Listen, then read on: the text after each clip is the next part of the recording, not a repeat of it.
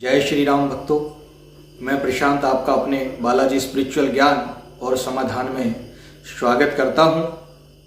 आशा करता हूं कि आप सब कुशल मंगल होंगे। आप सबके स्नेह और प्रेम से हम भी कुशल मंगल हैं। बालाजी महाराज आप सब पर अपनी कृपा और आशीर्वाद सदा बनाए रखें। आप सबके संकटों का निवारण हो, ऐसी मेरी मंगल कामना है। आज मैं आपको इस वीडियो के माध्यम से ये बताऊंगा कि अर्जी बालाजी में किस प्रकार से लगाई जाती है और किस प्रकार से लगाना चाहिए, किन किन बातों का ध्यान रखना चाहिए, अर्जी लगाने के बाद किन किन प्रकार का परहेज करना चाहिए, वो सारी जानकारी आज मैं इस वीडियो के माध्यम से आपको बताने वाला हूं।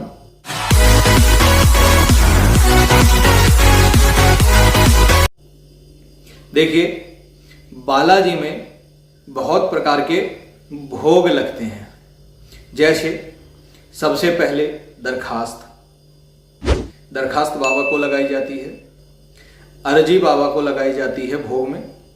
शवामणि भी भोग का प्रसाद है, शवामणि भी बाबा को दिया जाता है। उसी प्रकार अन्य भोग हैं, जैसे गुलगुले का भोग भैरव बाबा को दिया जाता है, खीर का भोग प्रेतराज जी को दिया जाता है, भंगीवाड़े का भोग दिया जाता है, पेशी के लड्डू दिए जाते हैं, काली माता का भोग, समाधि वाले बाबा का भोग, पीपल का भोग और माता से बंधन कटवाने के लिए जो भोग दिया जाता है, ये विभिन्न प्रकार के भोग मेहंदीपुर बालाजी में लगते हैं। लेकिन आज हम इस वीडियो के माध्यम से केवल ये जानेंगे कि मेहंदीपुर बालाजी में जाकर आप अर्जी किस प्रकार से लगाएं और किन बातों का ध्यान रखें। देखिए, जो भी भक्तगण श्री मेहंदीपुर बालाजी बाबा की शरण में संकट कटवाने या किसी भी मनोकामना की सिद्धि के लिए जाते हैं, उनको बालाजी महाराज के श्री चरणों में अर्जी लगाना अनिवार्य है और अर्जी लगाना चाहिए। अर्जी जो लगती है वो प्रातःकाल 12 बजे से पहले ही लगती है। 12 बजे से पहले ही अपनी अर्जी लगाएं। यात्रीगण जो मेहंदीपुर बालाजी जाते हैं वो स्नान ध्यान करने के बाद सुबह मंगलवार शनिवार, स्पेशली मंगलवार शनिवार के दिन अर्जी लगाएं। वैसे तो 7 दिन लगती है, आप किसी भी दिन अर्जी लगा सकते हैं। नहा धो करके बाहर की किसी भी दुकान से आप अर्जी की सामग्री ले लें। वहाँ पर 281 रुपये की अर्जी आपको मिलेगी। उस अर्जी में आपको लड्डू मिलेंगे, चावल मिलेंगे और उड़द मिलेंगे। अब उनको लगाना किस प्रकार है वो सुनिए। जब आप दुकानदार के पास जाएंगे, उसे 281 रुपये जमा करके वहाँ से अर्जी ले लेंगे, तो वो आपको एक परात लड्डू का देंगे और उसमें एक दरखास्त रख के देंगे। क्योंकि अर्जी के ऊपर से दरखास्त लगाना अनिवार्य है। अगर वो ना भी दें तो दरखास्त जरूर लेके जाएं, क्योंकि अर्जी के साथ आप दरखास्त जरूर लगाएं ताकि अर्जी जल्दी से जल्दी स्वीकार हो जाए। अब वहाँ से लड्डू की परात आपने लेके लाइन में लग जाना है। धक्का मुक्की नहीं करनी, बड़ी सावधानी के साथ आपको जाना है कि अर्जी में से कोई भी चीज़ नीचे ना गिरने पाए, अन्यथा आपकी अर्जी खंडित हो जाएगी। बड़े संभाल कर उसको लेकर जाएं। अर्जी को हमेशा अपने सर पर रखें या अपने कंधे पर रखें या अपने सीने के सामने रखें। नाभि से नीचे के एरिया पर अर्जी की थाल को लेकर ना जाएं। लाइन में लगकर जब आप मंदिर के अंदर जाएंगे, मंदिर के अंदर जाते हुए जैसे ही मंदिर में आप प्रवेश करेंगे, वहां से आपको अपनी मनोकामना को मन ही मन में बोलना शुरू कर देना है। मन ही मन में कैसे बोलेंगे? सबसे पहले अर्जी लगाने वाला अपना नाम बोलेगा, अपने पिताजी का नाम बोलेगा, अपना गोत्र बोलेगा और अपना घर का पता बताएगा और अपनी मनोकामना, एक अर्जी पर आप 3 मनोकामना बोल सकते हैं। यदि संकट कटवाने वाला है, संकट कटवाने के इरादे से अर्जी लगा रहा है तो संकट कटवाने के लिए बोले। किसी मनोकामना हेतु जा रहे हैं तो मनोकामना बोले। एक अर्जी पर आप अपनी 3 मनोकामना बोल सकते हैं। अब जो माताएं हैं, बहनें हैं, वो कैसे लगाएंगी? जो शादीशुदा हैं वो अपना नाम बोलेंगी, अपने पति का नाम बोलेंगी, अपने घर का पता बोलेंगी। यदि कुंवारी कन्याएं हैं तो अपना नाम, अपने पिताजी का नाम, अपना गोत्र और अपने घर का पता बोलकर अपनी मनोकामना के साथ आप अर्जी लगा सकते हो। अब लाइन में लगकर ये सब बोलते हुए आपको मंदिर में अंदर प्रवेश करना है। जब आप श्री बालाजी महाराज के कर कमलों में पहुंचेंगे, उनके सामने आप आ जाएंगे, तो वहां पर वो थाल पुजारी जी के आगे करना है पुजारी जी उस थाल में से थोड़ा सा भोग लेकर श्री बालाजी महाराज के चरणों में लगाएंगे, बालाजी महाराज को भोग अर्पण करेंगे और आपको साथ ही साथ पीछे से दरखास्त का दोना भी मन मन में ये करते हुए कि बाबा इस अर्जी को स्वीकार करना, ये बोलकर दोना भी आगे करोगे तो उस दोने में से वो थोड़ा सा भोग लेकर श्री बालाजी महाराज के चरणों में लगा देंगे। अब आप लड्डू का थाल और वो दरखास्त का दोना लेकर भैरव बाबा की तरफ जाएंगे। भैरव बाबा के जो पुजारी जी हैं उनके सामने आप वो थाल कर देना। उस थाल में से थोड़ा सा भोग वो लेने के बाद श्री भैरव बाबा को लगा देंगे। वैसे ही दोना आगे करना और भैरव बाबा से अपनी अर्जी स्वीकार करने के लिए विनती करना। उस दोने में से, दरखास्त के दोने में से भी भोग वो भैरव बाबा को लगा देंगे। उसके उपरांत आपको ऊपर सीढ़ियों से चढ़ के श्री प्रेतराज महाराज के चरणों में जाना है। वहाँ के पुजारी जी के श्री चरणों में आपको, पुजारी जी के आगे आपको अपना थाल कर देना है। पुजारी जी उसमें से थोड़ा सा भोग लेकर श्री प्रेतराज जी को लगा देंगे। उसी के बाद दोना भी उनको आगे कर देना। उस दोने में से भोग लेकर भी वो श्री प्रेतराज जी के चरणों में लगा देंगे। अब आपको क्या करना है, वहाँ से बिल्कुल मंदिर के पीछे आ जाना है। मंदिर के पीछे आने के बाद उस थाल में से 6 लड्डू आपको बचा लेने हैं और शेष लड्डुओं को अपने ऊपर से 7 बार बारने के बाद पीछे पशु पक्षियों के स्थान पर डाल देना है। अब आपको वापस नीचे उसी दुकान पर आ जाना है, वो 6 लड्डू लेकर जिस दुकान से आपने ये लड्डू का थाल लिया था। थाल और 6 लड्डू आप उस दुकानदार को दे देंगे। वो दुकानदार आपको 2 थाल और देगा।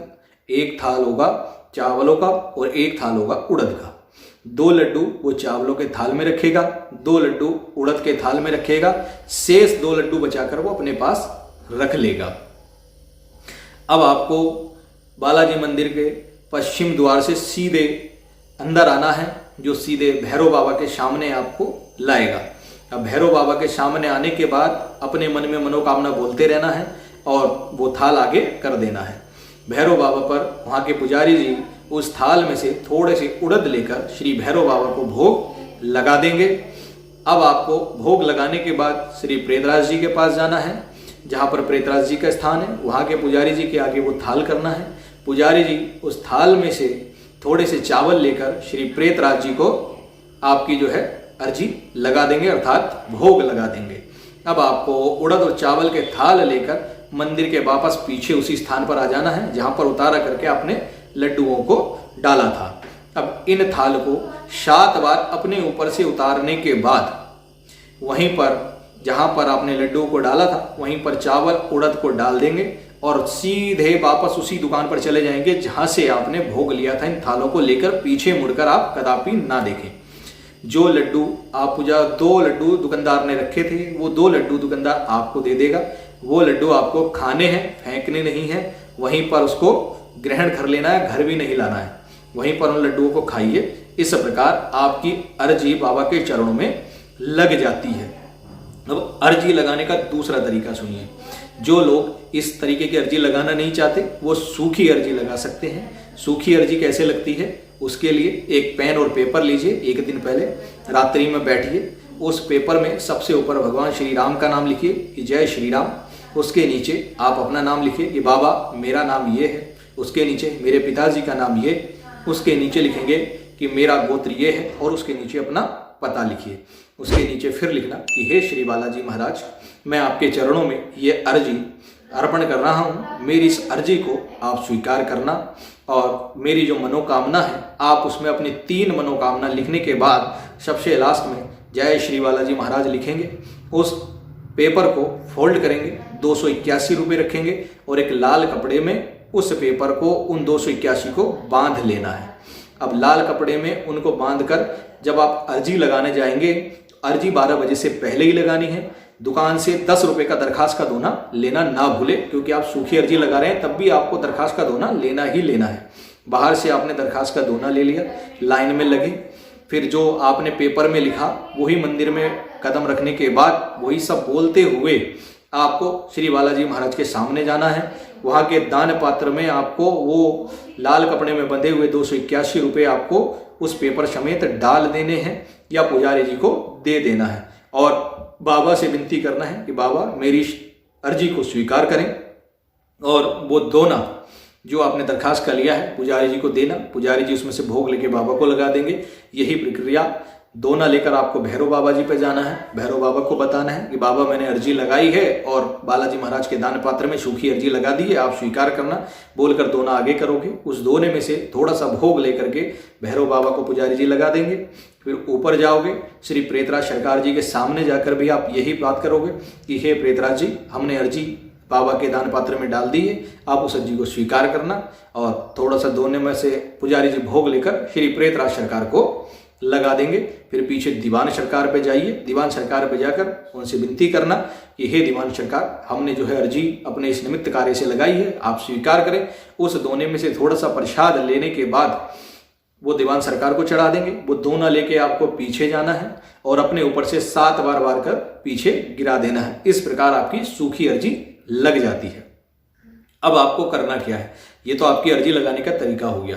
अब जब अर्जी लग जाए उसके बाद क्या करना है, जैसे ही आपकी अर्जी लगी आपका अर्जी का परहेज वहीं से चालू हो जाएगा। बहुत से लोग घर से आके स्टार्ट करते हैं, ऐसा नहीं है। अर्जी आपने मेहंदीपुर में लगाई मतलब आपका हाथों हाथ परहेज चालू हो गया। तब आपको तुरंत से चावल, उड़द की दाल, सफ़ेद चीज़ें अर्थात दूध, दही, छाछ, मट्ठा या सफ़ेद रसगुल्ला, सफ़ेद बर्फ़ी, मूली, जितनी भी प्रकार की सफ़ेद चीज़ें हैं वो सब आपके लिए वर्जित हो जाएंगी, उनको आपको ग्रहण नहीं करना है। दूध की आप चाय बनाकर पी सकते हैं। किसी के घर का ना खाना है ना पीना है, अपने घर का ही खाएंगे पिएंगे। ब्रह्मचर्य का 41 दिन तक पालन करेंगे और 41 दिन तक ब्रह्मचर्य का पालन करेंगे। या तो ज़मीन पर विश्राम करेंगे या आप तखत पर या लकड़ी के बने हुए किसी भी पलंग पर या तखत पर आप विश्राम करेंगे।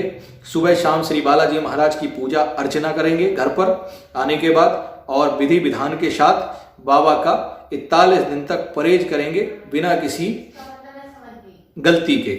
और आपको न तला भुना, मिर्च मसाला, तेल, घी, ये सब चिकनाई आपको छोड़ देनी है 41 दिन तक। केवल उबला हुआ भोजन, शुद्ध सात्विक भोजन खाना है और यही भोजन ग्रहण करके बाबा के भजन करते हुए आपको जो है अर्जी का पूर्ण नियम करना है। इस वीडियो के माध्यम से मैंने आपको बताया कि बालाजी में अर्जी कैसे लगाएं, घर पर आकर आप कैसे नियम करें। लेकिन हाँ, एक बात याद रखना, जो भी नियम है वो आपके मेहंदीपुर बालाजी से ही शुरू हो जाएंगे।